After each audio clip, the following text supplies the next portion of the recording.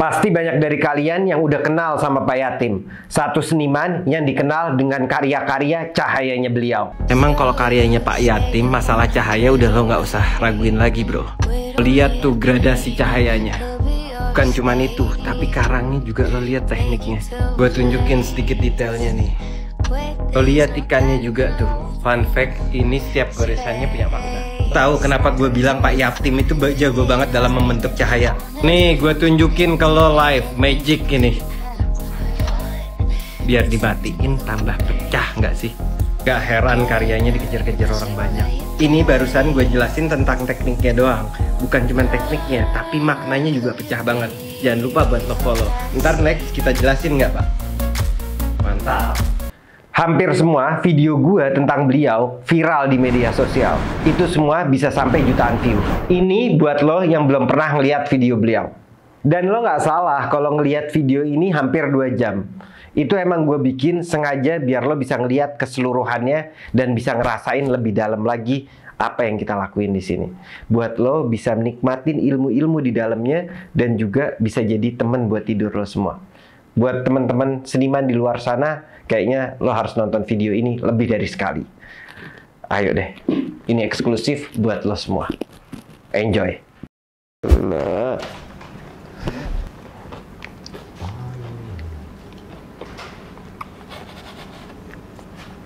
Ini dia, kita lagi ngelukis bareng Pak Yatim. Kita ngelukis bunga yang ada kumbangnya. Wow.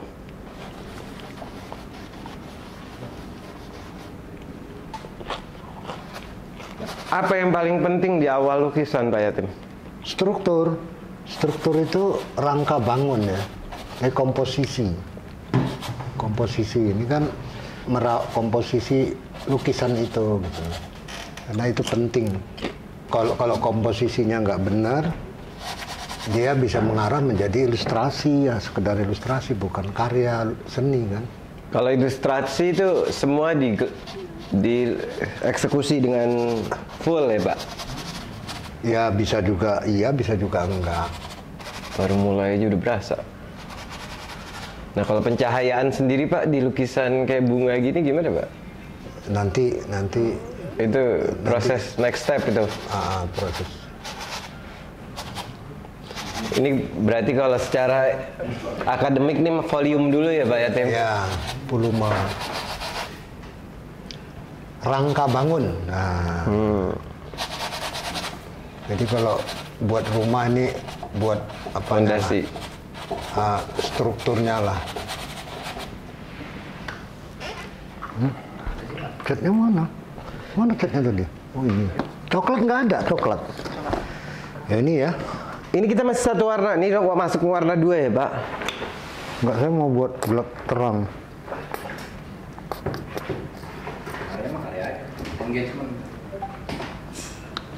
Ini deh. Pakai itu dong apa? Tripod. Udah dingin deh. Kalau ada ditanya kalau dijawab.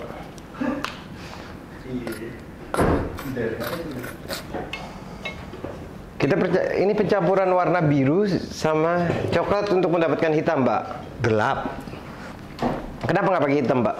Untuk mendapatkan gelap. Kalau pakai hitam nanti untuk campuran warna tengahnya nggak dapat. Oke.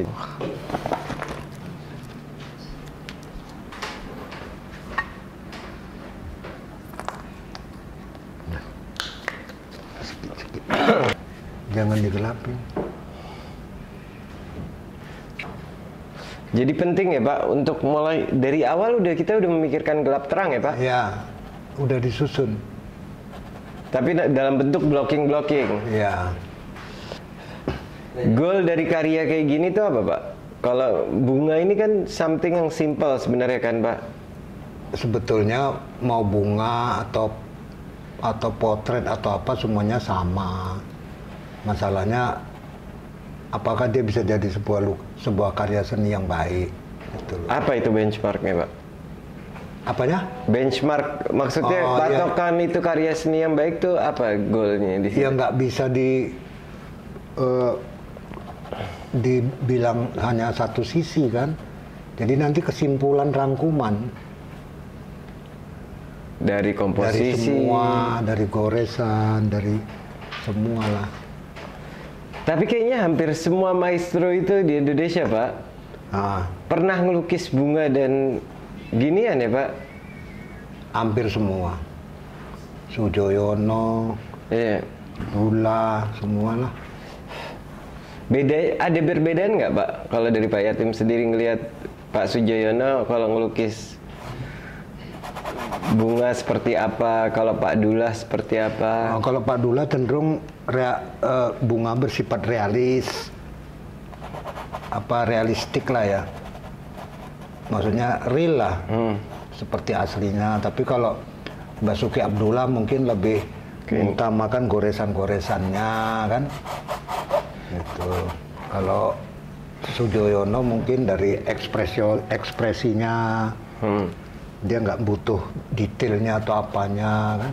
Kalau Pak Yatim pribadi nih, suruh ngoleksi salah satu bunga seniman siapa yang Pak Yatim mau?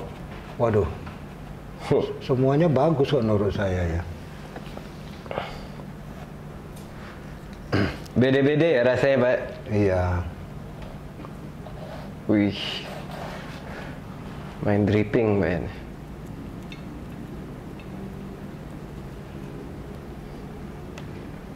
Kalau di karya ini sendiri, Pak Yatim ngarahnya kemana? Ke realisnya kah atau kemananya? Ke ini ya, ke apa ya dibilangnya? Kalau ke realisnya sih enggak, cuman mungkin ya seperti ada sedikit sketching lah ya. Oke. Ya, jadi hanya sekedar Rasanya ya. Pak Yatim, ya. live painting sendiri itu apa sih yang biasanya di goalnya? Di goalnya itu ekspresi ya. Penting nggak buat seniman tuh melakukan live painting seperti ini? Still life ya ini? Ya, penting sekali lah. Bukan penting lagi, penting sekali gitu.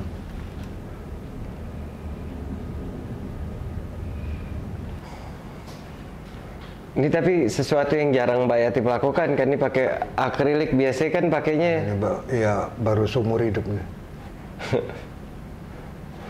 biasanya pakainya oil painting.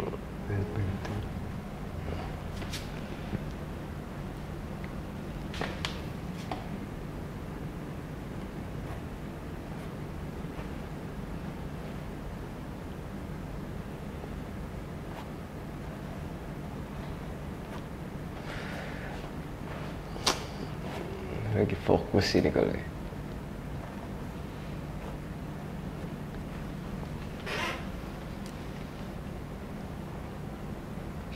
Susahnya mata ini udah nggak ini ya. Mata saya udah nggak fokus dia. Kalau kata orang luar negeri Pak Yatim, Lain lihat jauh, lain lihat dekat.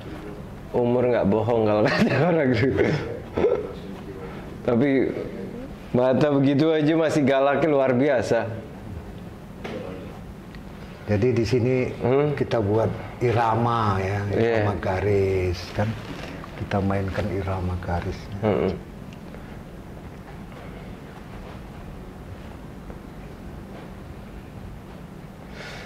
Oh, ada banyak hal yang dilakukan berarti ya.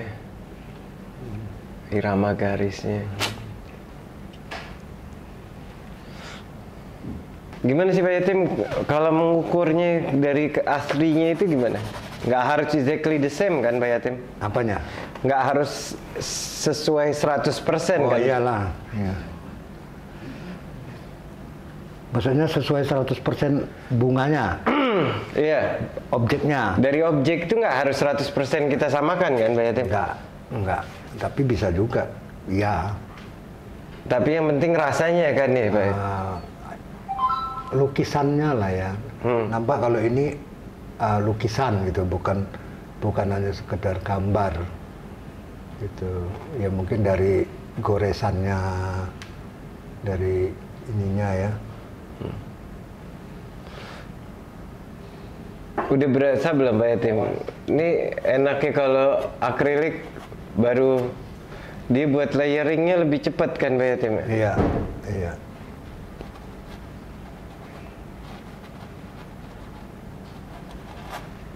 Wish. Ini kayaknya yang Pak Yatim mau fokusin di bagian sini Pak Yatim, atau gimana? Iya.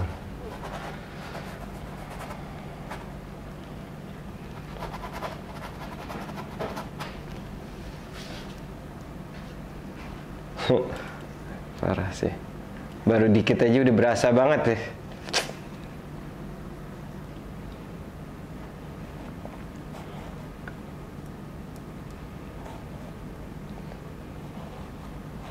Setiap lukisan Pak Yatim tuh lihat referensi nggak? Kalau ini namanya live painting, still life. Jadi dari objek yang ini dibuat tapi dengan rasa yang berbeda. Nih bunganya.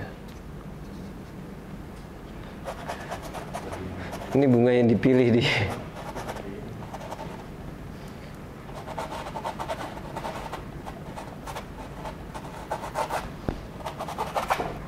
Selesai malam ini nggak tuh Pak Yatim kayaknya karya kayak gini? Bisa diselesain ini malam Pak? Selesai lah. Selesai dong.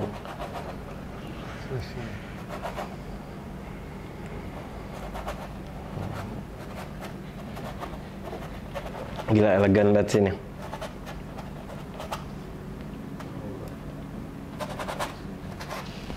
Ini buat study juga ya.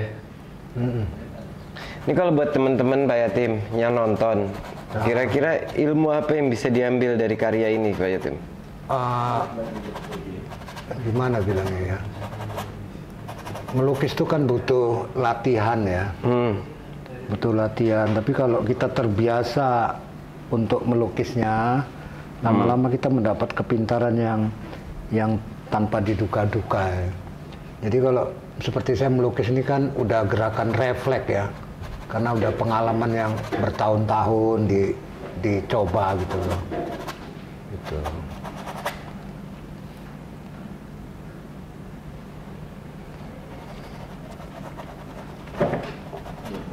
Nah ini cuman kuasnya yang nggak ada ini. Pak Yatim butuh kuasnya apa di Pak Yatim? Yang kecil, gede, biar kita siapkan. Kecil? Ntar lu ntar. Bentar, lagi fokus.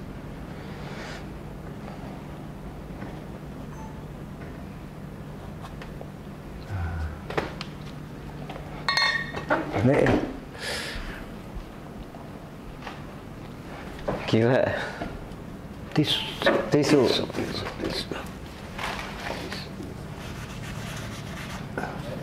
Pak Yatim? Ya? Mau? Udah nggak usah.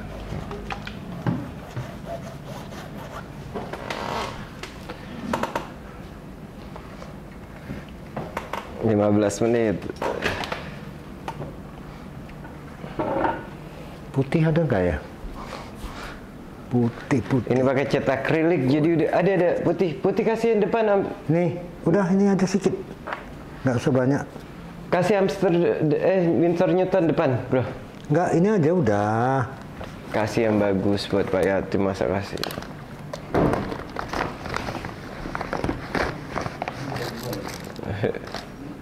Lelang.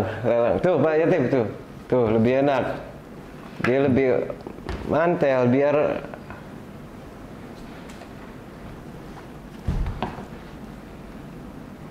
kasih dulu lihat.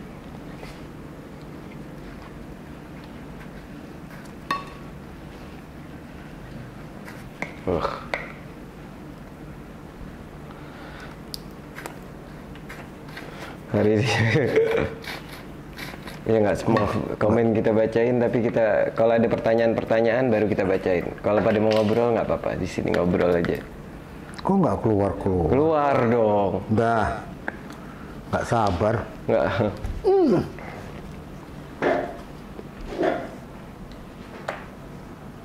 Nggak lah. Berarti nggak benar nih kita studio kotor kayak gini? Enggak, tapi pelukis terkenal studio kotor-kotor. Emang iya Pak? Kayak siapa aja contohnya? Ya, pelukis-pelukis yang terkenal lah. Seperti De Kooning, Modigliani, kan kotor-kotor. Hebat-hebat. Ada ini detail cat ya, percampuran catnya. Apa aja nih pencampurannya Pak Yatim? Biru, coklat, putih. Minimal banget ya Pak Yatim. Ya kan kita nengok objeknya. Objeknya itu kan apa ya? Ini objeknya. Objeknya itu sederhana. Kalau kita buat terlalu kasar atau apa, jadi nggak seimbang. Pak Yatim milih ini kan kita dapat objek hari ini kan ini secara tidak sengaja Pak Yatim. Objeknya kebetulan sederhana kan Pak Yatim. Iya. Itu jadi challenging sendiri nggak sih Pak Yatim? Jadi satu kesulitan tersendiri nggak Pak Yatim? Enggak. Jadi objek tergantung si pelukisnya. Objek bagus juga kalau nggak bagus melukisnya jadi nggak bagus. Iya kan? Iya. Jadi emang tergantung. Vincent van Gogh gambar sepatu aja jadi bagus. Nggak mesti gambar yang berat ya Pak Yatim. yang berat. Bisa gitu nggak kita bercerita dengan sebuah bunga mawar Pak Yatim? Bisa dimasukkan filosofi di dalam sebuah bunga mawar itu sendiri Pak Yatim? Wah, susah ya. Susah. Ini ngapain nih Pak kalau yang ini? Ya, Ini ngapain nih? Sekarang kita lagi lakukan apa nih yang di kanan ini? buat bayangan. Shadowingnya. Iya. Pak Yatim milih ini apa namanya vasnya ditaruh di kanan. Ini kan kurang seimbang sebenarnya Pak Yatim. Itu on purpose, sengaja. Iya sengaja. Cuman kan nanti bagaimana supaya bisa seimbang? Ya kan? Kenapa ditaruh di kanan? Untuk membuat ini jadi lebih berat atau gimana Pak Yatim? Ya, membuat komposisi yang apik lah, yang bagus, tidak simetris tapi asimetris kan gitu kan? Wih, tidak simetris tapi asimetris gimana tuh? Jelasin dikit Pak Yatim. Maksudnya komposisi yang tak wajar kan? Biasanya kalau orang buat kembang kan potnya di tengah, gitu kan? Kita kan enggak. Tapi nanti ketidakseimbangan ini kita bisa tarik dengan warna yang agak berat di sebelah kanan kan, jadi lebih lagi supaya seimbang. Oke. Itulah permainan komposisi namanya. Gitu. Permainan komposisi.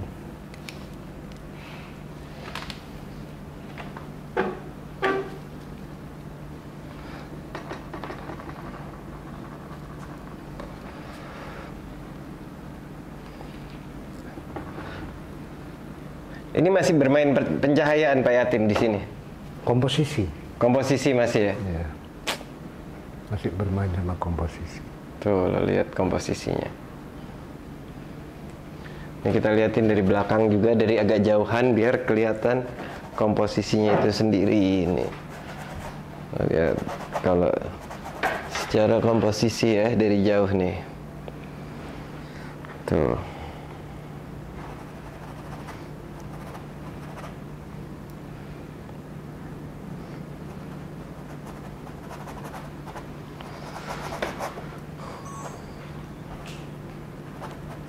Dan buat lo semua yang mau dapetin merch ini, bisa langsung lihat linknya di bio atau bisa langsung datang ke bilmuhdor.art.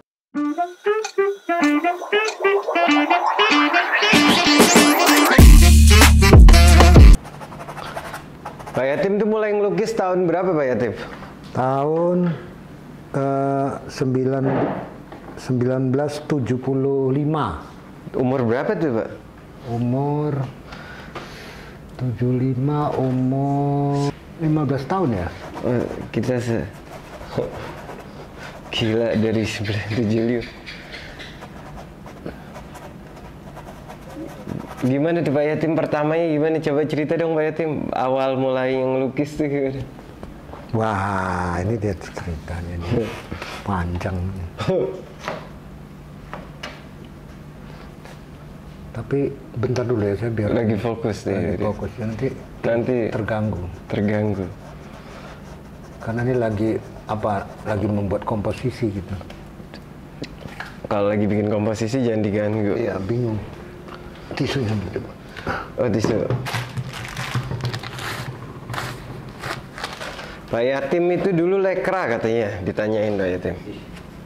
Lekra saya masih bayi. Belum zaman lekra itu. Udah lekra itu kan pelukis-pelukis yang tahun 50-an. Guru-guru Pak Yatim lekra Pak Yatim? Enggak. Tapi banyak pelukis lekra. Lekra itu ya kayak seperti sebetulnya lembaga ini ya, lembaga kesenian yang di bawah naungan partai terlarang itu kan PKI ya, gitu kan. Karena partai PKI ini ada berhubungan dengan RRT ya, gitu loh. Sebetulnya bagi pelukis itu nggak ada masalah, mau lekra, mau lakrek, apa. Yang penting bisa berkarya. Cekek mengkrek nggak ada hubungannya. Cuman orang-orang politikus memanfaatkan seni itu untuk menjadi alat propaganda. Di sana dia ininya. Pak Yatim, tapi dulu Pak Yatim awal-awal diizinin buat melukis sama orang tua? Diizinin. Kan zaman itu pelukis kan maksudnya masih jadi satu kegiatan yang Sia-sia. sia-sia dan nggak ada masa depannya kan Pak Yatim? 75 Pak Yatim? Iya. Belum, pelukis masih susah semua kali itu zaman Pak ya? Enggak juga. Cuman ya bisa hidup lah gitu. Gimana tuh ceritanya bisa diizinin orang tua Pak Yatim, gimana cara? Enggak. Orang tua saya juga seniman. Oh gitu. Iya, bapak saya seniman musik. Jadi emang jiwa seninya udah ada dari Ya. dulu. Semua alat musik bisa dimainkan sama dia. Kecuali alat yang nggak bisa dia mainkan musik tiup. Oke. Kalau piano, gitar, biola, semua dia bisa. Jadi menurut Pak Yatim sendiri, pelukis itu bakat atau satu Kemauan, hanya sekedar kemauan. iya, Kalau menurut saya bakat bawaan lahir. bawaan lahir ya. Tapi dibutuhkan dedikasi yang kuat untuk Semua orang punya bakat melukis, cuman kadarnya mungkin berbeda-beda. Ada yang kadarnya tinggi, ada yang rendah. Biasanya kalau kadarnya rendah, itu bisa di lingkungannya akan mempengaruhi baik, ya dia bisa ikut jadi pelukis. Contohnya di Bali lah, semua orang jadi pematung. Tapi ini mata saya udah nggak gitu. deketin Pak. Ini saya tarik dulu. Ya, supaya saya nampak. Cahayanya mau dirubah nggak Pak? Hah? Cahayanya saya rubah ya? Nggak usah. Deketin. Nggak usah. Saya cuma ambil bentuknya. Nah, ini by the way ada kumbangnya Pak Yatim, mau lukis nggak kumbangnya Pak Yatim? Mana? Ini kumbang nih. Iya. Ntar jadi salah satu objek bisa Pak Yatim? Bisa. Pak Yatim kalau ngelukis ada ritual yang harus dilakukan nggak sebelum ngelukis? Ada. Itu minum kopi. Min. Ini karena nggak ada kopi jadi Astagfirullah. Nggak bener, astagfirullahaladzim. Pak, yang biasanya harus murid yang bikinin Pak. Iya. Pak Yatim, saya aja yang ngelukis, saya yang bikin kopi, orang yang bikin. Buat Pak Yatim saya yang bikinin kopinya. Murid Pak yang bikin. Good lah. Pak tuh saya bingung kan kopi. Saya juga kayak 2 boleh sih. Tunggu. Oh itu lab ya? Iya. Ini Pak Yatim. Pak Yatim. Ya. Kopinya dicium dulu baunya Pak Yatim. Ini kita dikirimin sama follower sendiri Pak Yatim. Dari Gersik.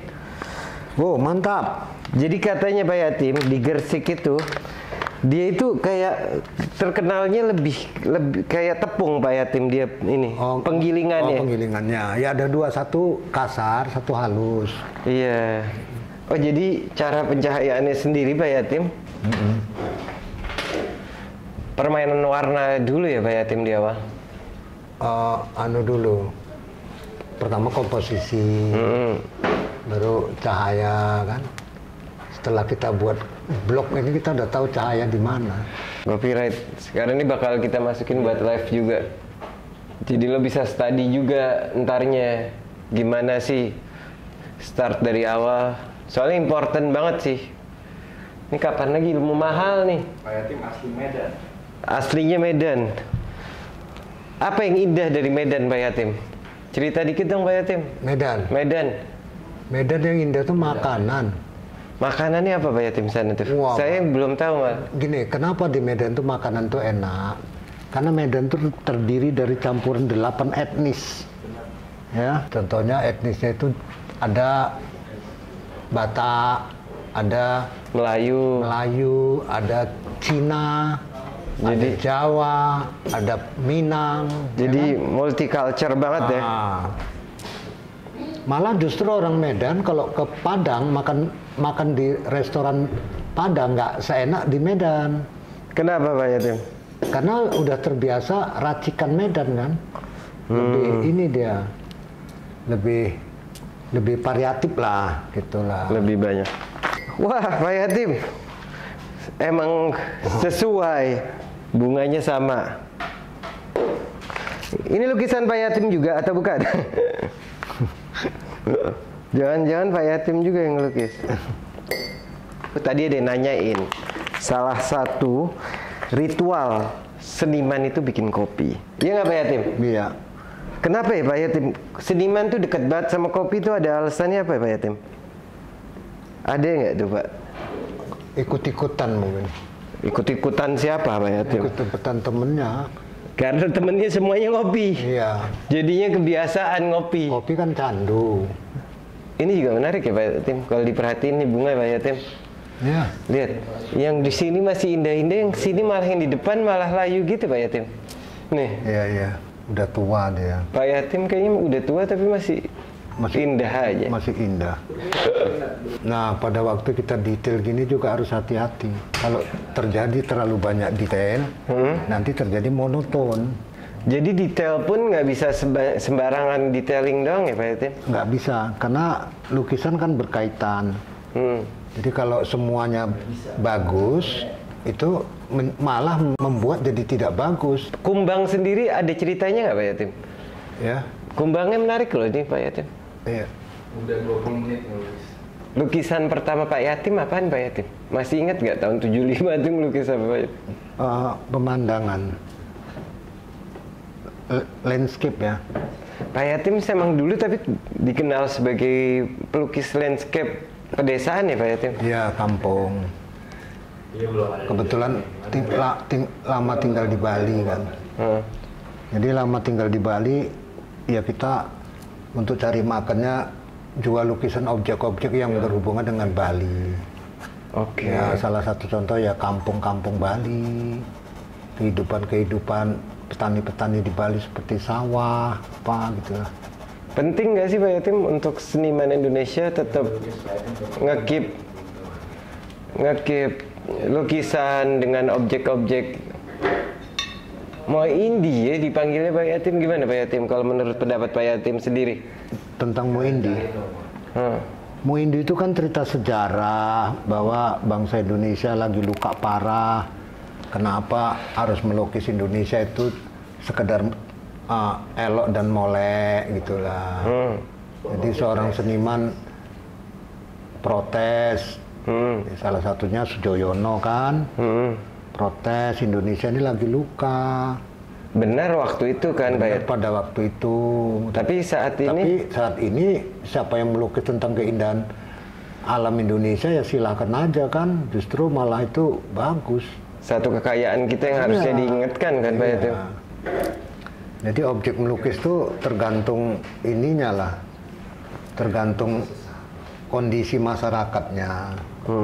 Kadang-kadang bicara sebuah pisang lebih menarik ketimbang bicara tentang filsafat kematian kan gitu kan.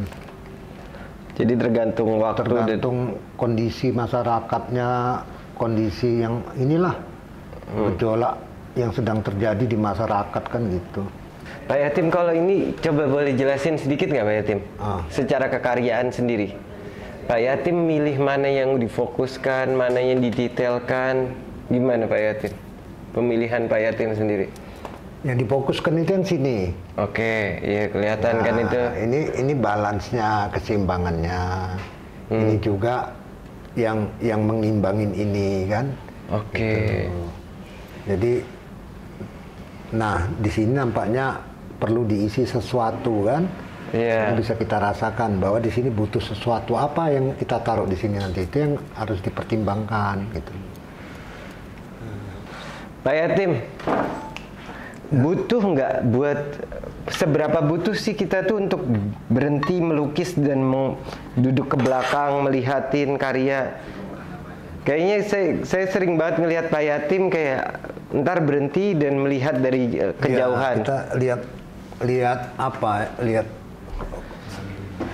kadang-kadang ada satu komposisi yang perlu dibentuk seperti ini, terjadi garisnya yang monoton kan. Oke. Ya ini kita mungkin lanjutkan dikit. Lanjut supaya dia nggak kesannya monoton. Itu udah nggak ngelihat dari referensi lagi dari karya itu sendiri ya Pak Yatim? Iya, udah enggak. Ya kan? Gitu. Nah kan beda nih tadi sini sama ini sekarang ada ini udah beda. Jadi ada rasa yang berbeda. Iya. Jadi apa namanya? Garis ya. Ilmu garis ya.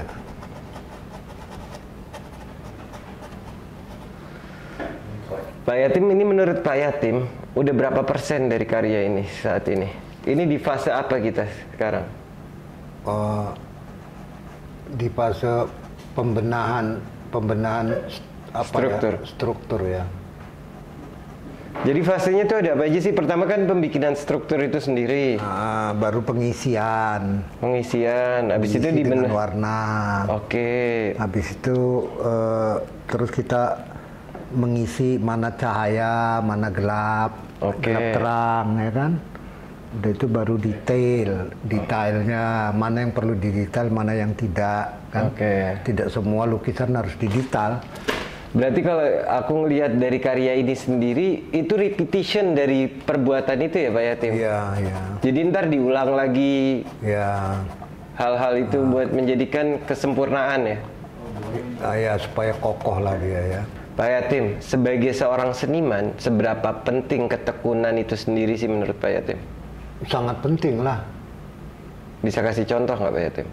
Iya, ketekunan itu kan satu bentuk mental juga ya.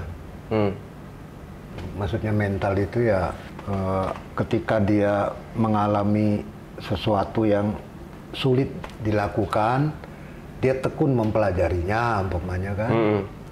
Dengan tekun mempelajarinya, dia bisa menyelesaikan masalah itu. Gitu. Mental seorang seniman tergambar nggak di dalam lukisannya Pak Yatim? Oh, tergambar, jelas tergambar. Jelas. Iya, jadi mentalnya acak-acakan, ya lukisannya pasti acak-acakan. Oh. Kalau orangnya mentalnya rapi, lukisannya nanti nampak rapi, gitu. Ada yang ekspresif, ya, orangnya ya lukisannya ekspresif. Makanya bisa dilihat coba kalau pelukis realis, orangnya pasti kalem-kalem. Tapi kalau pelukis abstrak pasti orangnya agak. Nah kalau kita sendiri agak ekspresif, Kalau saya termasuknya gimana? Kalau ngelihat dari karya sama lukisan, Pak Yatim kan sering ngelihat beberapa karya kita. Iya. Tergambar nggak sifat kita di dalam lukisan itu sendiri? Nampak. Contohnya Pak Yatim? Nampaklah dari coretan-coretannya, dari warna-warnanya. Gambarin apa kalau Pak Yatim ngeliatnya? Maksudnya? Gambarin apa? Coretan-coretan saya dan warna-warna saya di dalam lukisan tuh gambarin seorang apa Pak Yatim? Karakter si pelukisnya. Yaitu? Karakter si pelukisnya. Kelihatan di sana. Gitu. Pamannya menutul-nutul, menitik-nitik, atau membuat blok-blok dari objek yang dipilih, dari apa itu dari kelihatan gitu. Kalau saya sih ngelihat Pak Yatim karyanya sebagai seorang yang observan, yang banyak memperhatikan. Benar nggak Pak Yatim? Mungkin. Pak Yatim, judul di sebuah lukisan ngaruh nggak sama karyanya? Pengaruh lah, besar pengaruhnya. Penting nggak Pak Yatim? Kalau penting sih tidak, cuman berpengaruh besar.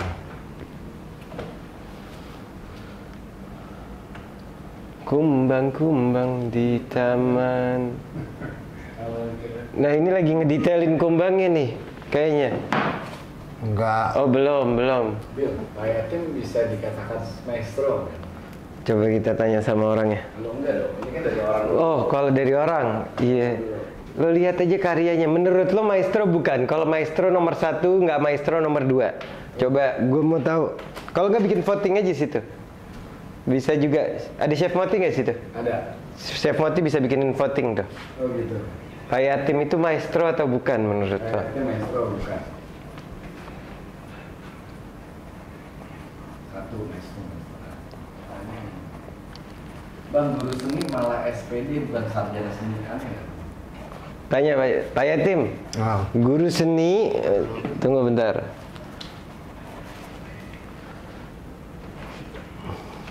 Gimana? Guru seni Guru seni itu biasanya SPD bukan sarjana seni, gimana menurut Pak Yatim? Apa penting edukasi buat seorang guru seni? saya rasa nggak ada hubungannya Gimana? antara SPD sama nggak ada hubungannya. Masalahnya kualitas. Akademisi itu belum tentu apa non akademisi belum tentu lebih buruk daripada akademisi gitu Pak Yatim menurut Pak Yatim. Bagaimana? Non akademisi bukan berarti lebih buruk daripada yang akademisi. Iya. Salah contoh. Contoh. Bahwa seniman-seniman kondang Indonesia itu bukan dari akademi. Contohnya nama sebut boleh nggak Pak Yatim? Boleh, Avandi, Sujoyono, Dullah. Itu bukan dari akademisi. Bukan dari akademi, malah mereka yang membuat akademi. Bapak Seni Lukis Indonesia itu bukan dari akademi.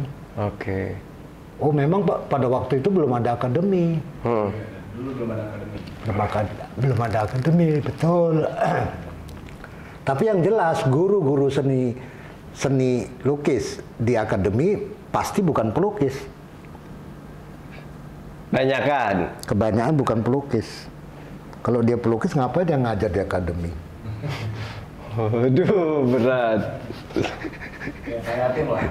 Saya disuruh ngajar, ya nggak mau.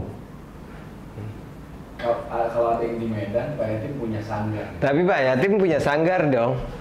Kan ngajar juga, cuman nggak secara. Cuman bukan tidak ngajar, tidak terikat. Kalau Pak Yatim. Kalau dosen kan terikat, harus datang. Pulangnya terikat, datangnya juga terikat. Pak Yatim kalau disuruh diminta menjadi seorang dosen panggilan, Medan. mau nggak Pak Yatim? Untuk memberi kontribusi terhadap seni walaupun Pak Yatim. Kalau memberi kontribusi mau, tapi kalau diikat nggak mau. Kenapa Pak Yatim? Alasannya nggak mau diikat itu? Karena sistem kerja pelukis itu kan nggak bisa terikat. Nggak bisa terikat, bukan berarti nggak disiplin. Iya. Disiplin kan bukan harus bangun jam 6 pagi, pulang jam 5 sore, nggak begitu kan.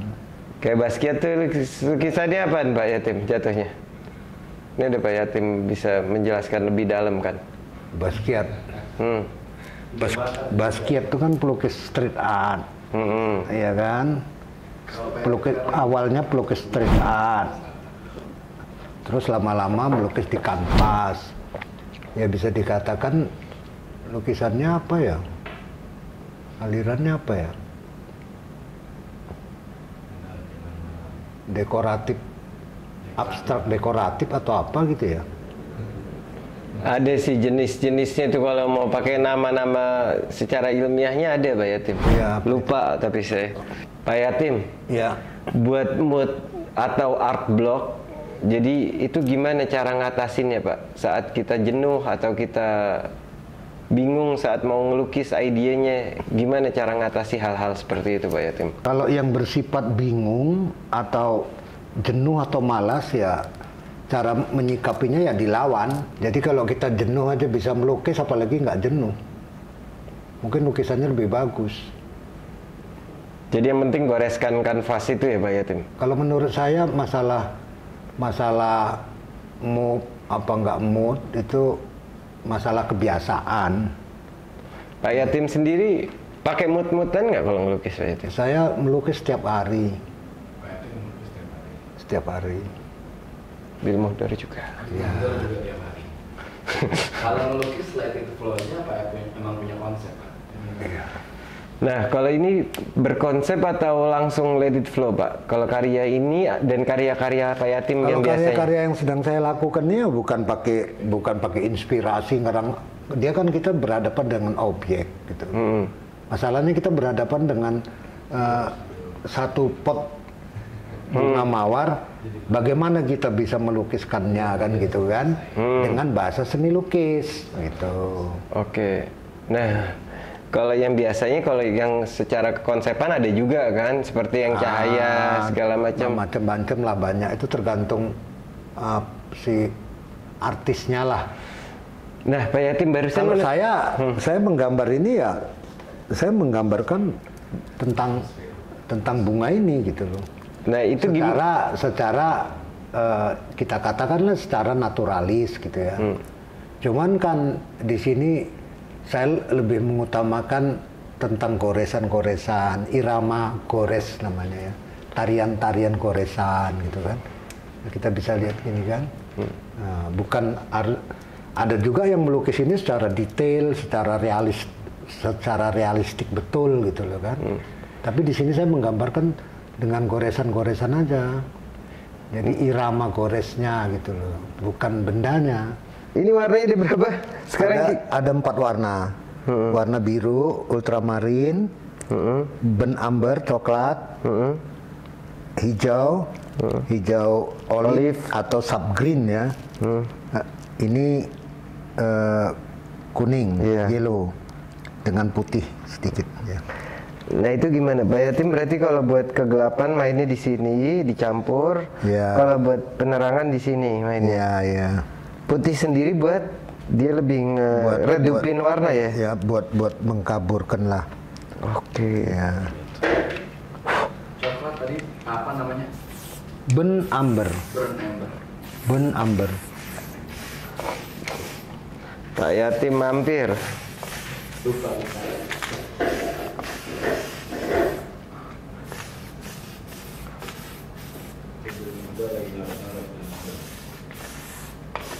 Pak Yatim mampir buat bunga. Tanggal berapa?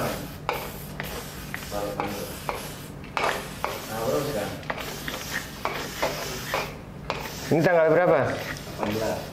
18. 18 bulan? Bulan 11.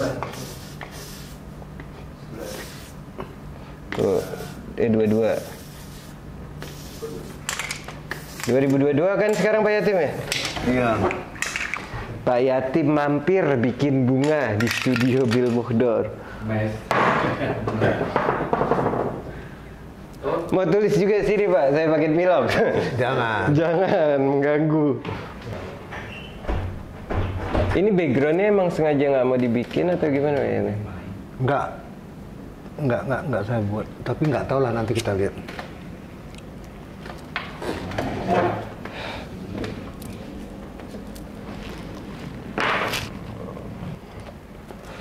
Mana anunya tadi, binatangnya mana? Ini, sabar Pak Yatim. Pelan-pelan dia dengan kasih sayang dan ini kita ada. Tunggu, dia harus pelan-pelan banget karena dia udah suka banget sama ini bunga. Ini kita pegang dengan kasih sayang. Ya, mau Bil. Nggak bisa. Bisa. Nih. Itu. Nih Pak Yatim. Ayam. Tuh. Modoknya kemari lah. Oh, madepnya ke Pak Yatim.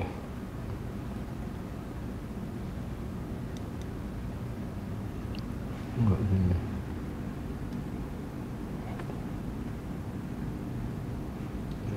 Jadi emang ini tuh nggak di planning sama sekali. Jadi di depan tadi pas baru Pak Yatim nyampe, kita masih nanya, Pak Yatim kita ngelukis apa hari ini? Akhirnya ternyata ada bunga ini, pas banget lagi mekar kayak gini, cakep. Gue bilang asik nih kayak Pak Yatim. Kata Pak Yatim, wah cocok. Gimana Pak Yatim? Iya. Nah, habis itu kita ada kumbang juga. Ini tadi dari Chef Moti dapat kumbang. Emang dititipin di gua karena ini kumbangnya menarik banget warnanya. Nah, tadi gue minta sama Pak Yatim sekalian. Ternyata cocok Pak Yatim. Kumbang sama bunga pas dong Pak Yatim. Iya. Dan kumbangnya kumbang rezeki itu. Itu kepercayaan orang Jawa. Kalau ada kumbang itu rezeki. Nih, sini lewat sini nih. Nih lo harus ngeliat nih keindahannya. Kumbang. Nih kata Papung Pak Yatim, kebetulan banget kumbangnya hijau, artinya lelaki kalem. Terus bunganya putih, Bunganya mau diganti. cewek yang kalem. Bunganya mau diganti. Bunganya mau diganti kata Pak Yatim. Parah. Jangan di end. Ini word of 100,000 Kok susah? like sih. Kok susah ya? Diliatin Pak Yatim, memang beda kalau diliatin. Ini umatnya ngeliatin tiga kumbang. Catnya nggak mau lengket. Oh iya, chatting itu emang begitu Pak Yatim. Hah? Itu chatnya emang begitu. Chat hijaunya emang melawan dia.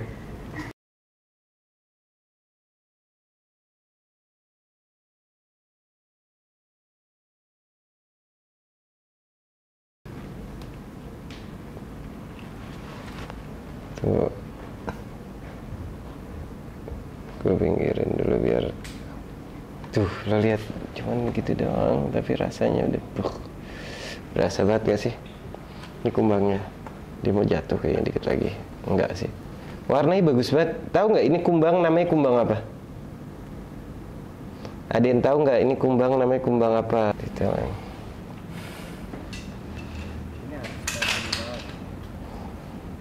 Subgreen. Kumbang-kumbang di taman. Kumbang hijau.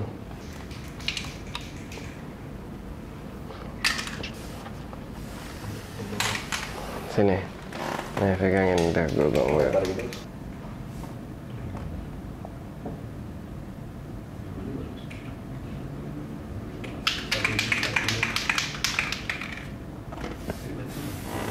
Udahlah. Gila, pesan dan pesannya lo kalau dapet kesempatan buat study, lo manfaatin semaksimal mungkin. Gimana itu cara mendapatkan soul dari karya? Itu soul dengan apa? Dengan antara jiwa dengan fisik itu nggak bisa dipisah. Jadi apalagi yang namanya melukis kan. Jadi seirama dia. Seirama. Jadi kalau jiwa kita menggebu-gebu, tapi fisik kita nggak mampu. Orang mau nyanyi semangat. Ya Allah, terbang. Sini sebentar. Nah, Mana sekarang kita mau buat di bunganya. atas. Ayo, bunganya apa yang mau kita Bentar, Pak Yatim itu lagi ke atas dia. buat? Biarin aja, nggak apa-apa. Kan yang penting dia udah dilukis. Oh, yang penting udah dilukis benar. Hah? Enggak. Cicak mau makan, ya Allah. Nggak bisa. Ya. Nggak bisa. Mau dimakan cicak di atas itu. Kelolotan lah cicaknya. Iya lah. Cicak kecil gitu sama. Itu gimana ya? Nggak bisa. Cicak mau makan kumbang. Oh, nggak kelihatan tuh. Aduh, katanya. Sabar. Wait. Sorry. Ini ada kejadian ekstrim, maaf ya. Chef Novia lagi mau PDKT katanya sama Mimin Rizky. Tadi nggak mau tidur katanya kalau masih ada Mimin Rizky. Nih, gue sampaikan lagi langsung ke Chef Rizky sama Mimin Rizky. Bil Mokhtar.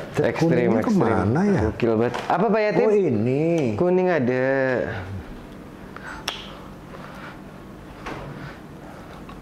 Itu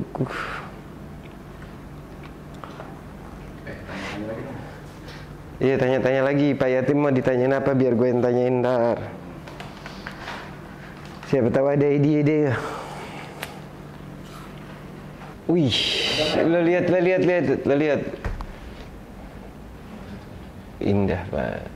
Pak Yatim, kenapa memilih bunganya dengan warna kuning nih? Apa alasannya Pak Yatim? harmoninya sama putih hijau itu bagus. Harmoni warnanya bagus. Harmoni warnanya bagus. Jadi lukisan itu dia berkembang. Maksudnya berkembang itu pertama kita buat brush stroke ya. Pertama komposisi, yang kedua brush stroke. Setelah brush stroke kita buat brush stroke itu maksudnya goresan-goresan dari objek yang kita lihat, ya kan? Nah setelah brush stroke kita terpenuhi, gelap terangnya kita ambil dapat, mulai dia bisa berkembang. Berkembangnya itu ada unsur penambahan, pengurangan di sana gitu loh. Gitu. Jadi tuntutan lukisan itu untuk menjadi predikat lukisan ada tuntutan-tuntutan tertentu. Itu maka disebut bahwa lukisan itu bukan gambar. Gitu. Nah, bagaimana menunjukkan bahwa itu lukisan atau bukan? Nah, ini juga butuh pengalaman itu. Kadang kita melihat sebuah gambar yang cuman berapa gores, tapi kita, waduh, ini betul-betul karya yang indah gitu kan. Tapi ada juga kita lihat gambar penuh, dia seperti capek dia melukisnya, tapi kita lihat sepertinya ya hambar-hambar aja gitu. Nah kan di sini nampak bahwa apa yang saya sebut tadi itu. Jadi nggak perlu ngoyo tapi hasilnya bercerita ya Pak.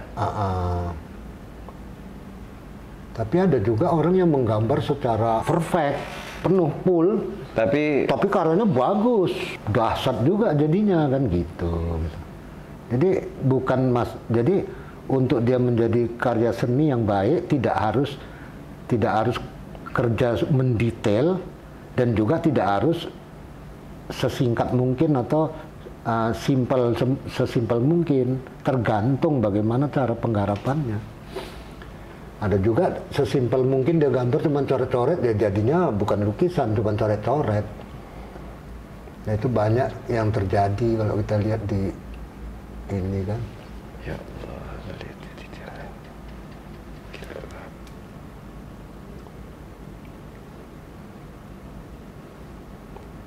Detailnya pecah sih. Harmoninya juga dapat banget.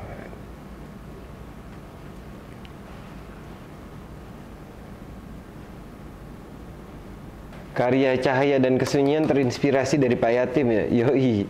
Bahkan itu salah satu studi yang gue belajarin dari Pak Yatim sendiri. Karyanya malah yang belajar, jadi Pak Yatim nih salah satu guru gue yang ngajarin. Kita jadi jatuhnya muridnya Pak Yatim juga ya Pak Yatim? Apanya? Bil Muhdar. Kita belajar cahaya dari Pak Yatim juga di Pak Yatim. Iya. Gitu. Jadi emang terinspirasi dari lukisan yang besar, yang cahayanya Pak Yatim tuh. Lukisan apa Pak Yatim namanya? Yang mana? Banyak. Banyak karya Pak Yatim yang bersifat spiritual lah ya. Bang Muhdar lukis juga, ntar ada waktunya gue ngelukis. Ini kali ini gue pingin ngeliat belajar ini. Belajar kadang ada yang gue touch bareng Pak Yatim, tapi kali ini belajar langsung kita absorb ilmunya Pak Yatim. Pak Yatim dulu pas belajar gimana Pak Yatim? Apakah selalu berkarya sama gurunya atau ada? Saya selalu lihat Pak Dula melukis. Kalau guru saya melukis, saya selalu nonton di belakang. Kayak yang saya lakukan hari ini berarti Pak Yatim? Iya, sama. Jadi nanti sikap-sikap kerjanya banyak kita tiru gitu loh. Apa yang paling Pak Yatim waktu itu berharga banget, pelajaran apa dari Pak Dula Pak Yatim? Ya semuanya berharga. Tapi kalau menurut saya itu apa namanya ya? Sikap ya, sikap Pak Dula sebagai seniman itu gitu. Betul-betul memang ikhlas menjadi seniman gitu lah, gitu. Tidak ada keterikatan, tidak ada paksaan, malah justru senang gitu. Ciri-ciri dia tuh pelukis atau enggak, kalau dia melukis terus dia senang. Mengerjakan lukisan itu senang. Happy ya? Happy dia. Itu penting banget ya Pak Yatim? Ya. Pak Yatim tadi ngomongin spiritual, masalah yang cahaya itu gimana Pak Yatim? Bisa dijelasin nggak Pak Yatim? Waduh, susah ya jawabnya kalau sepotong-sepotong nanti jadi salah tafsir pula.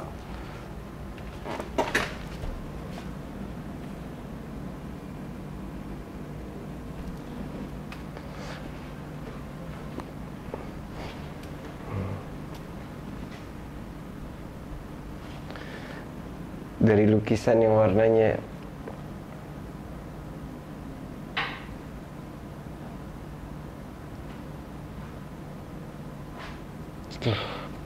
galak banget.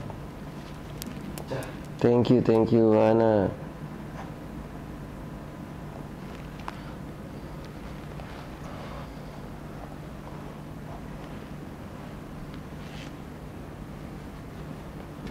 Rasanya udah berbeda lagi ya Pak Yatim setelah dikasih bunga itu. Nih gue tunjukin dari jauh ya, biar lo bisa ngerasain juga.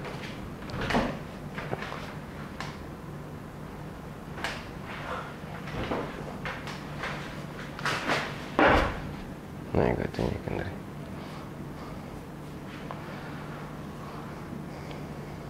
Nah.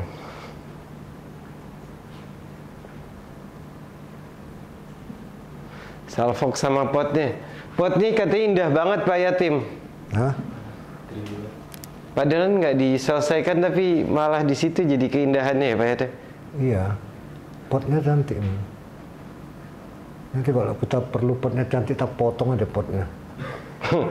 Potong aja bagian pot aja ya. Iya. Sini potong kotak, kertek. Bunganya buang. Bunganya buang. Bunganya lelang Pak Yatim. Oke. Thank you, Led. Siap, makasih banyak. Take a break lagi. Jadi saat karya itu udah mulai bergerak kayak gini, komposisinya harus dipikirin banget ya Pak Yatim? Iya. Kalau enggak nanti bunganya malah merusuh. Jadi kacau kan. Terlalu banyak bunga jadi kacau. Jadi terlalu banyak juga nggak benar. Kedikitan juga nggak benar nih. Gue tunjukin dari jauh juga sekalian. Kalau menurut Pak Yatim sendiri komposisinya gimana saat ini posisinya? Dari observasinya Pak Yatim? Ya lumayan lah, bagus lah. Tapi belum bagus sekali ya. Apa yang kurang di mananya Pak Yatim? Nah ini dia. Yang masih kita belum tahu nih apa nih yang kurangnya. Kadang belum ketemu jawabannya juga ya Pak? Ya, itulah juga. dialog kan, butuhnya dialog dengan lukisan itu kan itu dia. Ataukah di bawahnya butuh gelap atau apa? Pak Yatim, gimana cara ngatur komposisi yang baik Pak Yatim? Waduh. Tanya mulu ya Pak. Komposisi itu keseimbangan pikiran orang. Jadi dari komposisi itu kita bisa tahu bahwa keseimbangan pikirannya, keseimbangan emosinya itu seberapa takarannya itu kita bisa lihat. Gitu. Nah makanya banyak belajar dengan seniman-seniman terdahulu lah cara dia membuat komposisi, gitu kan. Gitu.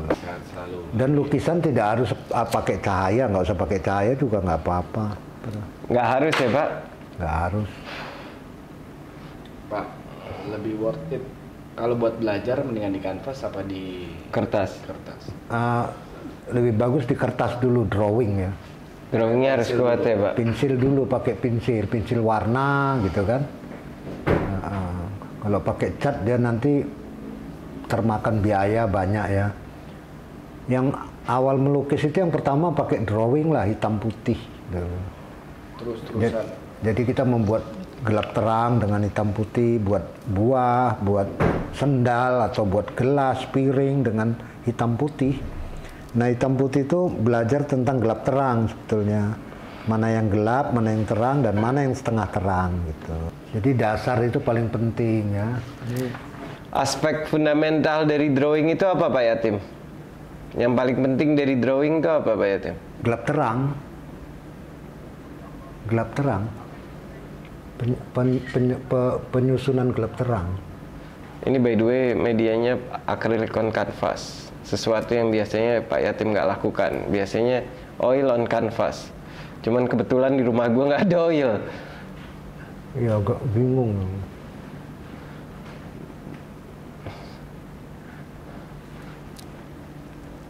Lebih mudah mana Pak kalau Pak Yatim posisinya sekarang? Masih enakan oil tetap Pak? Bukan masalah kebiasaan saya. Kebiasaan oil tiba-tiba suruh Iya. jadi akrilik terus jadinya kayak gini pecah banget.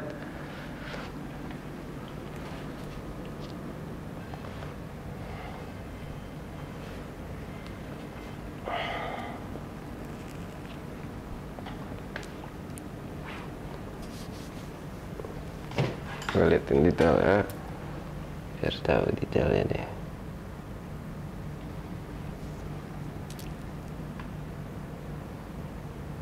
Nah ini kalau diteruskan udah kering nih bagus sekali nih. Bisa jadi karya bagus ini. Tuh kayak even ini kayaknya gaya-gaya cat minyak banget even naruh gininya. Iya kan? Tuh.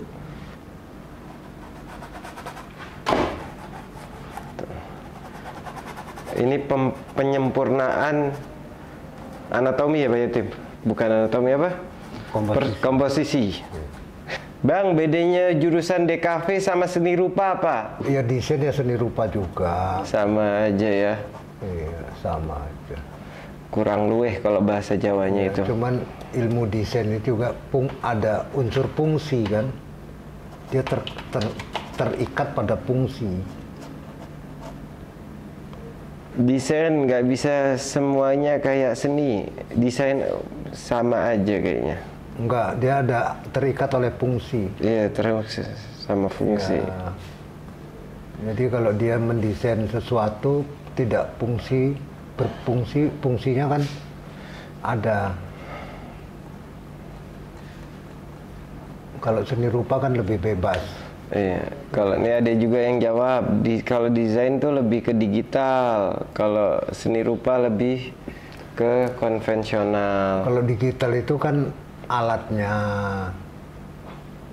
Digital itu alatnya. Pak Yatim, kalau zaman dulu cara jual karya gimana Pak Yatim? Cerita dong dikit. Saya dulu kan tinggal di Bali. Jadi jual karya di arsop. Masih zaman arsop belum ada di. Itu pada waktu itu arsop-arsop yang sekarang jadi galeri-galeri besar seperti Agung Rai, Rudana Art Gallery itu dulu waktu zaman saya masih galeri-galeri kecil. Oke. Bahkan Agung Rai itu masih dagang acungan. Apa tuh acungan? Membawa patung pakai tas, ditawarin di bus-bus gitu loh. Terus buka galeri kecil-kecilan. Lama-lama sekarang kan sudah menjadi besar kan. Nah enaknya di Bali itu banyak arsop. Ya, ada arsop yang Tahun kecil. berapa tuh Pak? Ada arsop besar tahun 78-85 itu masih banyak arsop. Gitu. Itu hidup dari seni masih aman ya Pak? Aman sekali. Dan kolektor-kolektornya itu biasanya orang-orang dari luar negeri ya, Eropa gitu ya. Yang paling banyak Eropa lah, Australia gitu. Gitu. Dan mereka tuh kolektor-kolektor yang membeli lukisan-lukisan secara lukisan-lukisan alam lah, naturalis, yang bersifat realis, naturalis gitu. Nah, tentunya kolektor-kolektor pada waktu saya tuh sekarang pasti udah mati semua kan. Karena umur saya waktu itu masih umur 20-an, mereka udah umur 60-an, ya kan, 50-an. Nah, sekarang saya jamin 1000% udah mati semua kolektornya. Nah sekarang kolektornya udah ganti kan, udah ganti kolektor-kolektor muda yang menyenangi hal-hal yang bersifat kontemporeri kan. Jadi mungkin ya 1-2 lah yang menyenangi realis gitulah. Walaupun masih ada beberapa orang lah gitu. Berarti koleksi Pak Yatim beberapa karyanya dikoleksi di luar berarti ya Pak? Ribuan. Kalau lukisan saya di luar negeri, kalau 1000 aja lebih. Karena setiap bulan saya jual lukisan Kita bilanglah seminggu 2. Berarti sebulan 8. Nah saya di Bali itu berapa tahun? 6 tahun ya di Bali. Konsisten berarti emang banyak yang suka sama karya Pak Yatim dari dulu ya? Nah kebetulan nasib baik aja lah. Memang di mana-mana saya jadi best seller. Saya dulu terkenal tahun 78, 79 itu Raja Sawah. Jadi saya pegang galeri itu Rudana Galeri, Agung Raid Art Gallery, saya pembuat sawah. Oh dengan yang ciri khas Sawah, orang panen, orang nyangkol, orang bajak di sawah itu saya dulu Raja Sawah. Sampai saya dijulukin dulu nama saya nggak Yatim tapi petani teladan. Oh iya. Gara-gara ngelukis karya sawah. Nah, karena kan kita latihan kan. Kita disuruh Pak Dula dulu kalau mau belajar alam ya ke alam. Kebetulan di Bali itu banyak sawah ya kita melukis sawah. Jadi setiap hari pagi melukis sawah, pulang nanti jam 11. Udah itu pulang ke rumah, masak, makan dulu, nanti jam 2 berangkat lagi menggambar. Kita harus bisa membedakan bahwa ini pagi hari dan ini sore hari gitu kan. Jadi emang latihan di situ. Latihannya latihan alam, betul-betul di alam. Enaknya di Bali itu dulu, apa yang kita lukis di Bali itu bisa dijual. Bisa buat makan tuh Pak ya? Bisa buat makan gitu, bukan makan lagi, buat lah. Udah nyaman lah hidup. Udah nyaman lah. Dulu saya pertama jual lukisan harganya Rp1.000 satu. Rp1.000 Pak? Iya. Tapi Rp1.000 udah bisa buat hidup berapa lama tuh Pak? Enggak lah, uang paling besar dulu kan Rp1.000. Ya kalau sekarang mungkin ya 100.000. Jadi lukisannya kecil, ukurannya bukan besar, ukurannya 30 kali 25 cm, 30 kali 35 cm gitu. Nah, dan setelah itu naik lukisan. Tahun berapa itu Pak? Tahun 78. 78, jadi setelah itu naik sampai dari harga 1.000 sampai naik jadi 20.000. 20.000 udah lumayan. Wah, banyak kali, udah banyak itu. Jadi dan enaknya kita di Bali itu kita bisa belajar, juga hasil belajar itu bisa kita jual. Jadi sangat efisien dan ini ya kalau nyaman kita ya. Tidak di Bali, hasil belajar kita kan nggak bisa dijual. Itu zaman Pak Afandi masih ada dong Pak? Iyalah, Afandi masih aktif. Sempat sama Pak Afandi, sering lah. Bahkan kalau Pak Afandi melukis, saya yang cari objek. Oh gitu. Banyak dia mau ngelukis kakek, nenek gitu. Saya yang manggil nenek, manggil kakek. Ada desa namanya Batu Bulan. Desa Batu Bulan dulu di situ sering ada tari barong, dia di situ melukisnya. Tapi kalau melukis kakek, bawa bebek atau apa, saya yang manggil kakek. Makanya seniman di Bali itu sangat kuat banget ya Pak, dari zaman dulu sampai zaman. Iya, Bali memang aneh ya. Bali itu memang dikodratkan Tuhan, itu memang pulau seni lah. Ya. Dan hampir rata-rata orang yang tinggal di Bali itu jadi pelukis semuanya. Mungkin kalau dari 1.000 orang yang ke Bali, yang jadi pelukis itu mungkin 950 orang. Yang nggak jadi mungkin 50 orang, ya kan? Dan semuanya berkah semua kayaknya Pak. Maksudnya bisa hidup lah dari lukisan seenggak-enggaknya. Lingkungan di Bali itu mendukung apa yang dilukis berhubungan dengan Bali, ya kan? Dan itu ada pasarnya, bisa dijual gitu. Sampai tahun berapa Pak Yatim di Bali itu waktu itu? 84. Dari 78 awal. Pernah balik lagi ke Bali Pak? Pernah tahun 96. Beda tapi rasanya? 97 apa-apa, saya pulang dari Prancis itu ke Bali. Habis itu balik lagi ke Prancis. Prancis gimana Pak? Cerita dikit dong, Prancis nih kayaknya menarik juga. Kalau Prancis saya lebih banyak belajar tentang lukisan-lukisan lah ya, terutama ya lukisan naturalis, impresionis, ekspresionis gitu ya. Tapi belajar bukan secara akademi, tapi secara otodidak lah. Tapi di sana banyak mendapat masukan-masukan gitu kan. Kalau kita melihat karya-karya pelukis besar itu dengan repro, itu kita nggak menangkap auranya, tidak menangkap getaran-getaran karyanya itu. Nah kalau kita lihat asli, itu benar berasa ya? Berasa, dan itu mempengaruhi jiwa kita gitu. Benar. Contohnya keris lah ya, keris yang sakti, kita lihat di foto gitu ya, biasa-biasa aja. Coba kita lihat aslinya gitu loh, ada pengaruhnya. Atau gambarnya Presiden Jokowi atau Presiden Soeharto kita lihat di foto biasa. Tapi kalau ketemu presidennya kan beda. Ya kan? Nah, itu ada jiwa di sana. Dan jiwa itu biasanya bisa mempengaruhi jiwa orang. Gitu. Jadi lukisan itu adalah kegiatan rohani yang mempengaruhi jasmani, yang bisa mempengaruhi jiwa orang. Gitu. Jadi buat nih malam kita udah karyanya di sini. Ini sekitar berapa persen, Pak? 50. Sekitar 50%. Kita lanjutin lagi besok. By the way, ini karya referensinya live painting hari ini. Dan lo yang lucu tau nggak? Kumbang yang ini nih kumbang udah terbang ke atas itu. Nah, kalau seandainya tuh kumbang besok kita masih dapetin, gue bikinin terariumnya. Kalau enggak, berarti emang kumbangnya udah pantasnya adanya di sini. Kita lihat besok. Ini Jumat Mubarak namanya Pak Yatim. Hah? Kita lanjutin kegiatan yang semalam. Semalam udah nyampe mana? Sekarang nyampe mana Pak Yatim? Wah, ini dia. Baru mulai udah langsung tanya-tanya kita sih. Coklatnya. Apa Pak Yatim? Saya jadi inilah kayak siapa? Si John. Johnnya apa nih? Nggak bisa ngup bayar nanti. Bayarnya berat. Kayaknya bikin background Pak Yatim.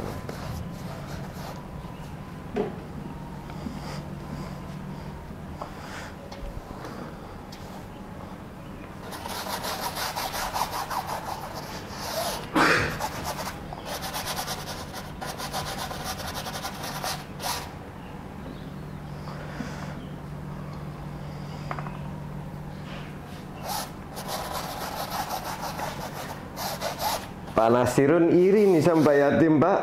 Apa? Pak Nasirun punya hayalan buat bikin TikTok. Nih Pak Yatim kita TikTokin.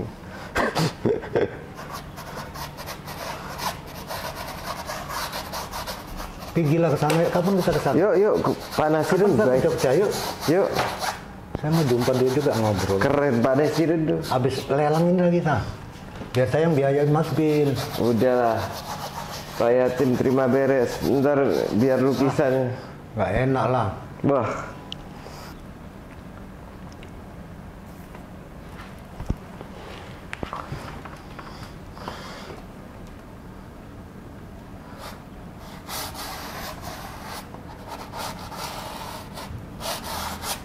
Hebat akrilik ya. Ada enaknya sendiri loh Pak Yatim. Hah? Iya. Kalau cat minyak mana bisa diginiin. Terus 5 menit lagi udah kering gitu. Udah bisa lanjut ke step berikutnya. Coba jangan bijak. Iya. Nunggu besok baru kita selesai. Ini ketahuan kok ini murid Lula. Ketahuan kalau murid Lula. Kenapa ya tuh? Ini lewer-lewer.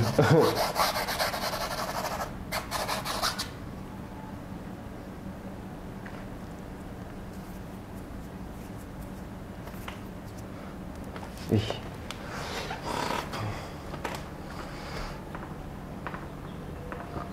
Tapi di gelewer-gelewer itu ada cerita tersendiri. Enggak, itu sebetulnya alam. Iya. Jadi waktu Pak Dullah melukis jambu, jambu itu tumbuh dekat kamar mandi belakang. Di background belakang jambu itu ada dinding.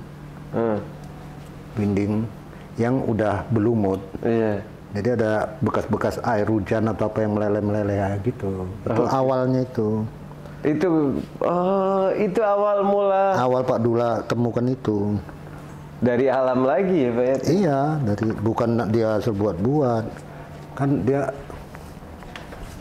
ini ada pohon jambu gini kan, jambunya jatuh gitu. Di sini dinding kamar mandi, di sini ada lumut, ada bercak-bercak air yang dilewer-dilewer bekas hujan gitu. Itu yang dia tangkap. Gitu, awalnya itu direpresentasikan dengan dripping kalau bahasa Inggris. Jadi sensitivitas dia, inner dia kepada lukisan itu, kepada keindahan itu nangkap. Ini dijadikannya event kan, dijadikan elemen. Jadi elemennya. Kalau ntar saya ngelukis cahaya ketahuan menurut Pak Yatim. Jadi elemennya. Jadi bukan Pak Dula asal buat-buat, enggak.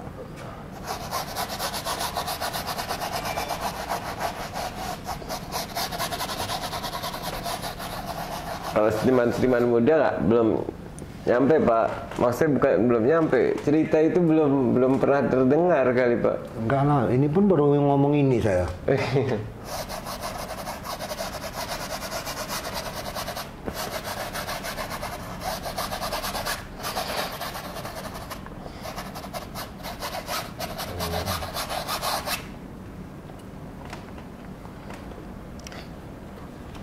Jadi penting Pak sebenarnya yang kenal sama orang-orang yang terdahulu itu penting Pak. Dia kan banyak pengalaman, tidak-tidaknya meningkat waktu kan. Buat kita meningkat waktu. Jadi kita nggak perlu mulai dari nol lagi.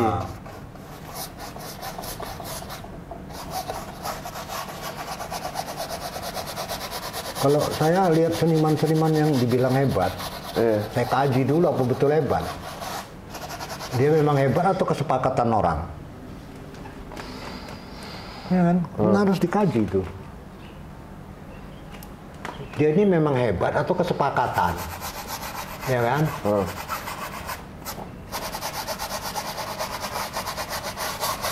Tapi iya emang background merubah lagi sih Pak Yatim jadi lebih nyaman. Kalau ada background kayak lebih Nanti ya. hidup ya. Hah? Lebih hidup langsung baru dikasih gitu aja jadi lebih. Kalau tadi kan masih ada hampanya Pak Yatim. Gimana Pak Yatim? Kalau Pak Yatim ngeliatnya gini. Iya. Emang penting background ini ya Pak ya? Merengnya pun udah enggak. Iya, mereknya hilang. Gininya udah hilang. Iya.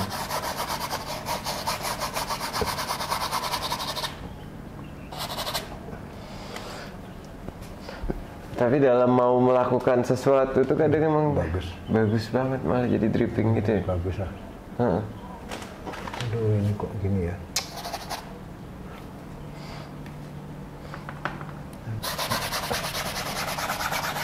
Biar sama.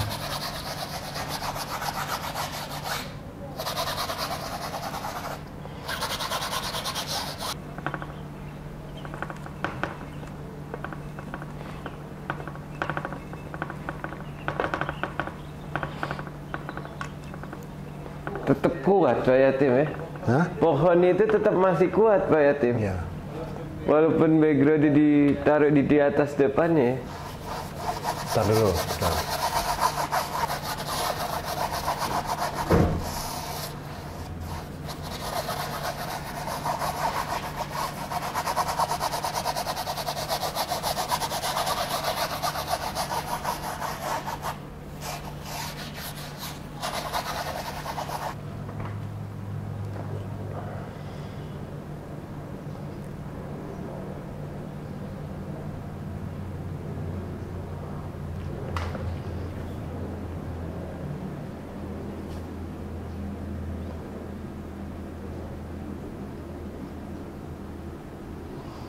Tetesan-tetesan itu menjadi satu irama tersendiri ya Pak Yatim? Iya, itu.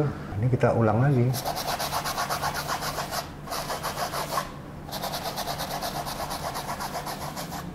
Jangan takut.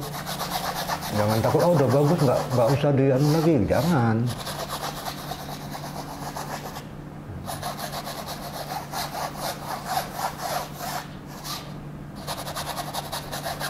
Saat udah bagus gitu kan kayak ngeri-ngeri, sedep gitu mau melakukan. Walaupun ini jadinya lebih bagus.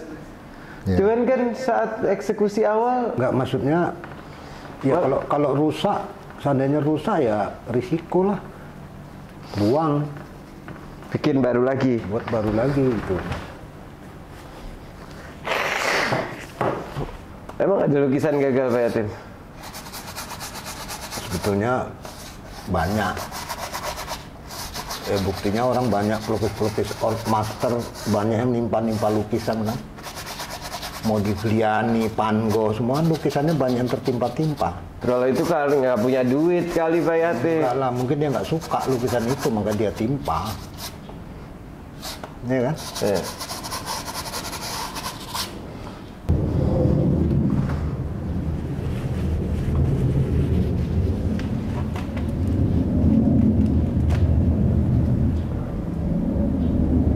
Ketinggian Pak Yatim. Pak Yatim. Saya mau buat detail. Oh nih. Kasih air Pak Yatim. Udah. Terus ini bisa nggak agak turun gini? Bisa. Ah ini dia. Nah. Ini kita Ini nggak tinggal masukin paku aja ini. Iya. Nggak usah itu pakai itu. Hah? Nggak. Kok itu dicopot? Pakunya cuma satu Pak Yatim. Dah. Kita jadi drone nih. Ah. Pindah ram. Ah, itu.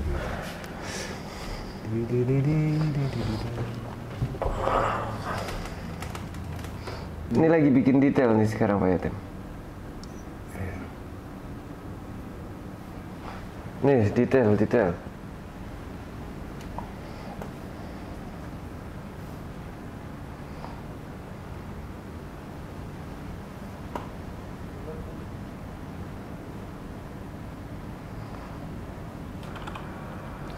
Saya baru sekali yang melukis pakai akrel.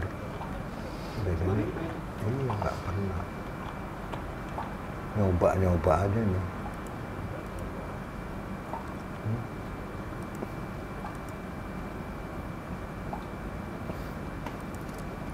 Justru ini nampak kelihatan jadi karena adanya hal-hal ini. Jadi dalam lukisan itu tidak semua harus dibuat perfect gitu loh.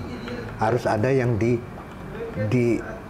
apa namanya, dibuat hanya sekedar transparan atau belabaran gitu aja ya, coret-coret gitu.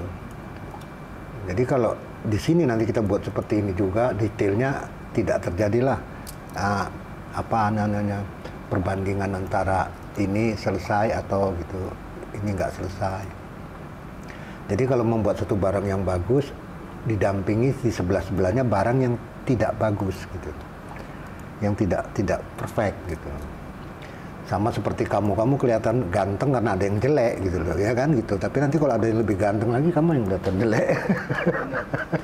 Alam kan begitu. Gitu. Ya kan? Ya.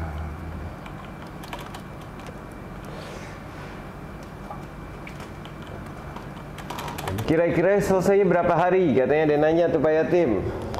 Ini 1 jam lagi selesai. 1 jam lagi selesai. Ini yang lagi dikerjain apa Pak Yatim? Buat apa? Cahaya-cahaya daunnya. Cahaya-cahaya di daunnya. Daun-daun yang terang. Tuh. Nah jadi daun-daun itu dibuat ada yang bagus, ada yang tidak bagus. Itulah apa namanya, supaya dia ada balance-nya gitu loh. Sesuatu yang bagus itu kan kelihatan karena tidak ada yang bagus. Ini nah jadi kalau ini, perfect. ini akan mendukung ini menjadi kelihatan perfect. Kalau ini kita buat perfect seperti ini, nanti ini juga tidak ada nilainya gitu loh. Pecah nggak tuh? Nah, jadi ada kebutuhan untuk membuat ketidakperfekan untuk mendukung yang perfect. Menguatkan yang perfect. Nah, iya. Tuh. Tidak semua dibuat itu.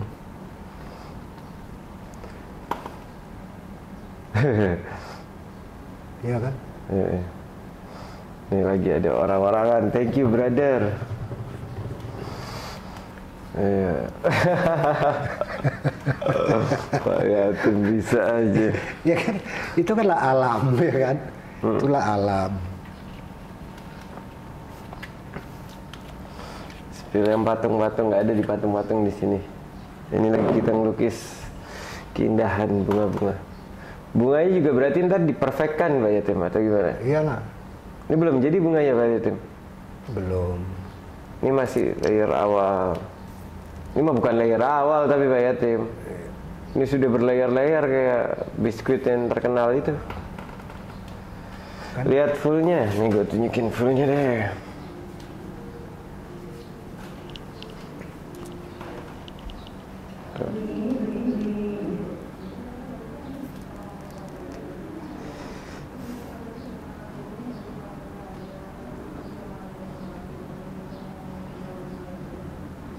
Asik highlight putihnya katanya. Bro, kalau belum berhenti, belum selesai belum berhenti.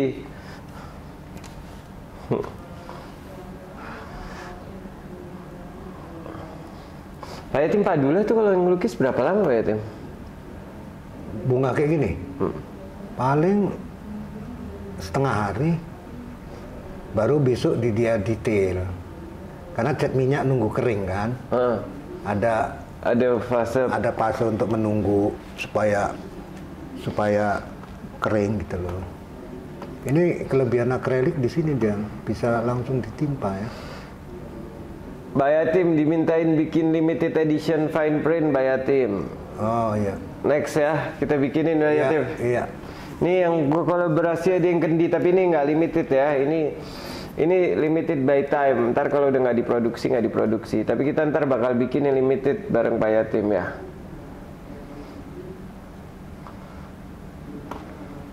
Yang kalau ini cat akrilik. Gue nggak ikut gores di sini. Gue memperhatikan. Apa nih Herdi? Cost of what? Ih, cakep banget. Dia tadi kan flat, dengan hadirnya ini ada ruang ke dalam kan? Thank you. Ya, gitu. Ini kita biarin aja nih. Biarin aja atasnya Pak Yatim. Ya. Jangan dibuat perfect semua. Jadi, thank you kan berdahak. tapi ingat ini bukan lukisan realistik ya. Iya. Ya. Wih, Bismar, as always brother, Celsius pecah banget. Sekalian kasih tahu dong, Celsius next one di mana nih? Yang di Bandung, biar teman-teman juga tahu dong, Bismar. Pecah banget. Emang harus.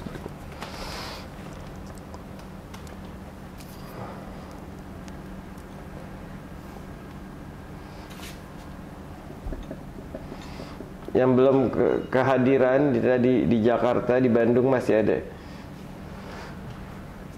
Ini masuknya gayanya apa Pak Yatim?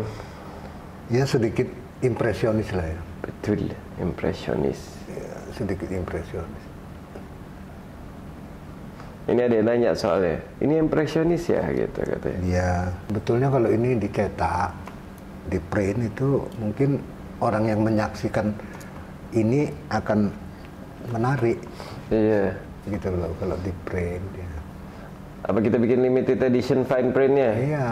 Boleh, ntar Tanda kita. tangannya asli. Tanda tangan asli. Lo pada mau check out gak? Tanya aja dulu nih Pak Yatim. Kalau banyak yang mau check out, kalau mau check out nomor 1, nggak check out nomor 2. Kalau banyak, gue bikinin ntar. Tanda tangan Pak Yatim ya. Asli. Asli. Check out gas tuh, Il, Romas. Udah pada mau ngegas Pak Yatim. Baru 2 yang mau ngegas Pak Yatim. Untuk edukasi. Iya. Limited itu pun bisa dijual. Kelak. Satu saat bisa dijual. Bisa jadi investasi. Iya. Enggak benar kalau tanda tangan itu asli. Iya. Limited edition pokoknya kita buat ini nggak usah banyak-banyak lah 20, ya kan? 1/20, 2/20 kan Udah gitu kan. pasti. Itu udah bisa dijual. Kelak satu saat bisa menjadi. Oh, udah banyak nih Pak Yatim. Yang gas sudah 1, 2, 3, 4. Ya udah setengah sold out Pak Yatim. Cuman masalahnya ada nggak print sebesar ini? Aman udah Pak Yatim, kita uruskan itu. Ini sekarang kita buat Bikin aja udah. irama garis. Kita 3 nih, ada lagi si Squidward saja mau ngegas Pak Yatim. ini kan kita buat irama-irama garis kecil. Pak Yatim, pada minta motivasi buat anak-anak mudanya gimana nih Pak Yatim? Motivasinya? Motivasi dari segi apa nih? Mau segi apa loh motivasinya? Tuh tanya balik. Ngelukis bonsai dong Pak Yatim. Hah? Ngelukis bonsai? Nah ini kan komposisi bonsai sebetulnya. Ini kan diambil dari komposisi bonsai ini. Biar nggak mager katanya Pak Yatim, biar nggak males-malesan gimana? Nah itu yang masalahnya itu. Itu yang masalah bro. Ya, disiplin ya. Disiplin sekarang anak sekarang ini pada lemas-lemas. Jadi Harus dipecut kali Pak Yatim. Jadi kalau orang Islam itu sholat itu sebuah bentuk untuk kita disiplin. Latihan disiplin dengan sholat tuh. Iya. Sholat itu membentuk orang disiplin kan. Dimana dia ngantuk harus bangun pagi, ya kan? Dimana lagi panas terik dia harus berhenti kan. Nah ini kan garis-garis itu membuat tambah kuat ya.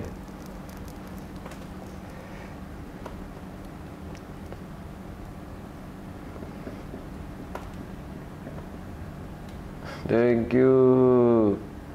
Dikasih kopi banyak nih kita Pak. wise, ini menarik. Wih, thank you. Ya.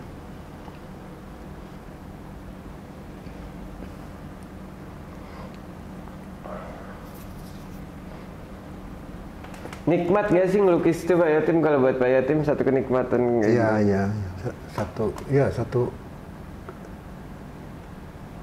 Apalagi kalau lukisannya berhasil.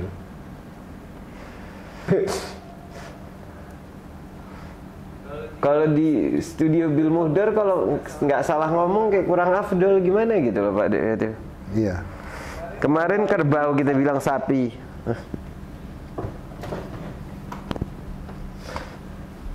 Yang parah ogoh-ogoh Pak Yatim, jadi ogol-ogol. Nah, tiap tahun tuh ada pameran ogoh-ogoh. Ini dibuka umum buat kompetisinya. Dan hasilnya keren-keren banget. Ntar gue jelasin tentang ogoh-ogoh kalau emang menarik. Dan gue tunjukin karya-karya ini yang lainnya. Masih ada banyak lo lihat. Lihat deh detailnya. Itu nggak boleh, itu budaya. Iya, nggak sengaja gimana namanya orang nggak sengaja. Thank you. Bukan saya lagi sengaja Pak Yatim. Suka typo. Habis itu kan saya minta maaf. Iya. Saya bilang bukan sengaja ini emang kitanya nggak. Tapi Bali santai, orang-orang itu nggak terlalu ini. Orang Bali itu pemaaf. Terus dia kayak tahu emang orang ini orang luar dia kagak ngerti, ya udahlah. Benar ya. Orang Bali itu pemaaf. Bisa kontak Mimin ntar. Amin dari.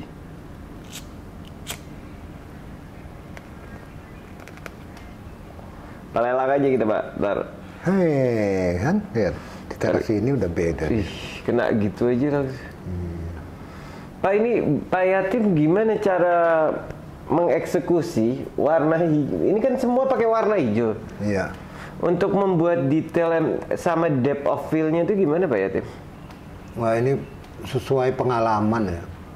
Jadi secara insting mungkin ya, kita udah tahu bahwa ini begitu itu. Jam terbang nggak bisa bohong ya Pak Yatim? Jadi disesuaikan dengan pengalaman.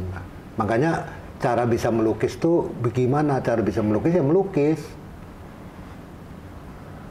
Untuk kita supaya bisa melukis caranya gimana? Melukis. Gitu. Seandainya gagal itu kan proses dari untuk tidak gagal. Kalau kita nggak pernah gagal, gimana mau jadi sukses? Jangan takut sama gagal. Jangan takut sama gagal. Indah banget ya. Gagal itu adalah proses alam untuk kita tidak menjadi sukses. Ini manis banget ya di sini nih ada. Ini dari jauhan dikit biar gue tunjukin sekalian kita ngobrol dikit. Ini harus sabar dikit ya Pak Yatim. Saya mau detail bunga. Ini mundur begini biar apa Pak Yatim? Biar ngerasain dulu. Iya. Dipikir dulu. Ini bagus loh lukisan ini loh. Bagus banget, bukan bagus ya. Bener bagus sih lukisan ini. Bercerita ya Pak Yatim? Hidup gitu, krik gitu. Kayak bergerak. Nah gitu, kayak ada gerak dia. Kayak ada, jadi nggak starting kan? Iya. Apa background kali Pak Yatim? Dibatasi dengan background. Yang di sana? Iya. Di belakang kasih background? Jangan. Kalah ya? Nanti yang pohon yang ngamplik di Ini bagus banget. Ah, itu jangan diganggu, makanya nggak saya kasih. Ah, itu Ini jangan bagus banget. Lo lihat jangan deh. diganggu background. Shadownya Biar aja belakang. dia gitu. Lihat, kayak bener-bener lo perhatiin sekarang. Abis gue tunjukin, lo perhatiin tuh, Boy. Kayak bener-bener. Ini ada pohon terus ada shadowingnya di belakang.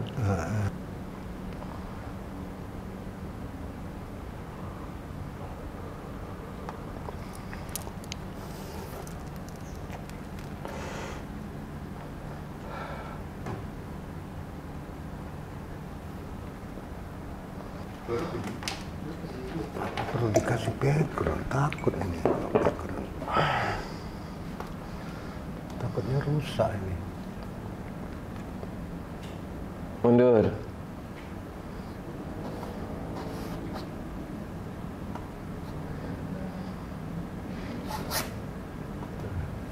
Video.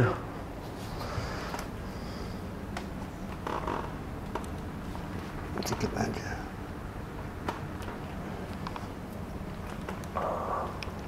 Oh, salah.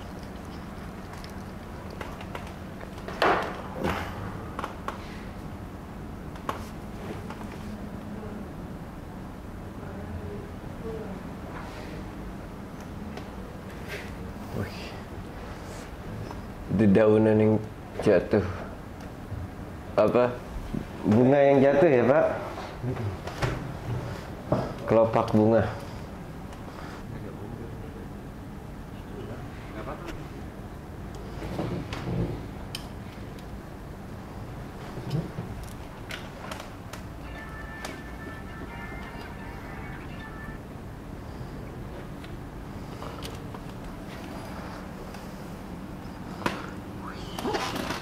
Dah, Keren banget. capek saya dah. Ya, buat teman-teman, terima kasih saya ucapkan yang mana telah mau meluangkan waktunya untuk melihat karya yang saya buat ini. Dan saya berharap semoga apa yang saya buat bisa menjadi pelajaran bagi pelukis-pelukis pemula. Nah, di sini kita bisa lihat bahwa karya ini bukan hanya sekedar gambar, tapi ada unsur-unsur gerak di sana kita masukkan, ada unsur komposisi, ada unsur gores dan harmoni warna. Kita lihat dari warna-warna putih, hijau dan kuning itu warna-warna yang harmonis gitu loh dalam pembuatan sebuah lukisan gitu.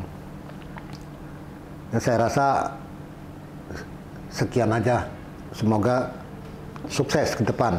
Terus ledakin sendiri di Indonesia ya, Pak Yatim.